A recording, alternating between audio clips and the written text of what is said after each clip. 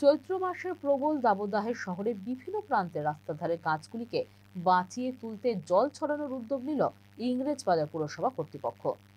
ইতিমধ্যে পানীয় জলে পরিষেবা নিয়ে গ্রামগঞ্জে বিস্তর অভিযোগ করতে শুরু করেছে। ঠিক তার উল্টো দিকে শহরের বিভিন্ন রাস্তায় শুকিয়ে যাওয়া গাছকে বাঁচাতেই জল দিয়ে স্প্রের মাধ্যমে প্রয়োজনীয় উদ্যোগ গ্রহণ করে ইংরেজবাজার পুরসভা কর্তৃপক্ষ।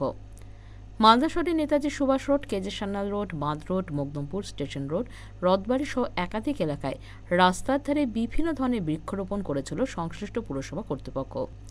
শহর সাজানো এবং প্রাকৃতিক ভারসাম্য বজায় রাখতেই দীর্ঘদিন আগেই এই উদ্যোগ গ্রহণ করে ইংরেজবাজার পুরসভা। কিন্তু চৈত্রের তাপপ্রবাহ শুরু হতেই শহরের রাস্তার বিভিন্ন প্রান্তে গাছ শুকোতে শুরু করেছে, আর সেই গাছের প্রাণ ফেরাতেই এই পরিষেবা দেওয়ার ব্যবস্থা করেছে সংশ্লিষ্ট পুরসভা কর্তৃপক্ষ। ইংরেজবাজার পুরসভার চেয়ারম্যান কৃষ্ণেন্দু নারায়ণ চৌধুরী বলেন, প্রবল তাপপ্রবাহের মধ্যে যেমন মানুষ, পশু, পাখিদের জলের প্রয়োজন হয়, ঠিক তেমনি গাছের পরিচর্যার ক্ষেত্রেও জলের প্রয়োজন রয়েছে। শহরের বিভিন্ন রাস্তায় সৌন্দর্যায়নের জন্য অসংখ্য গাছ লাগানো হয়েছিল। সেগুলিকে বাঁচিয়ে রাখার ক্ষেত্রেই পরিষ্কার জল দিয়ে স্প্রে করার কাজ শুরু করা হয়েছে। ইংরেজবাজার পৌরসভার এই উদ্যোগকে সাধুবাদ জানিয়েছেন প্রকৃতিপ্রেমী থেকে শুরু করে শহরবাসীরা।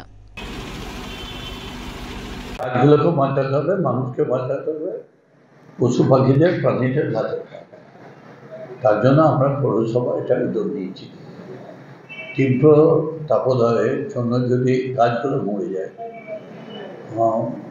আমাদের যদি রাস্তাতে ধুলা উড়ে, অনেক অসুবিধার জন্য আমরা এই কাজগুলো করছি।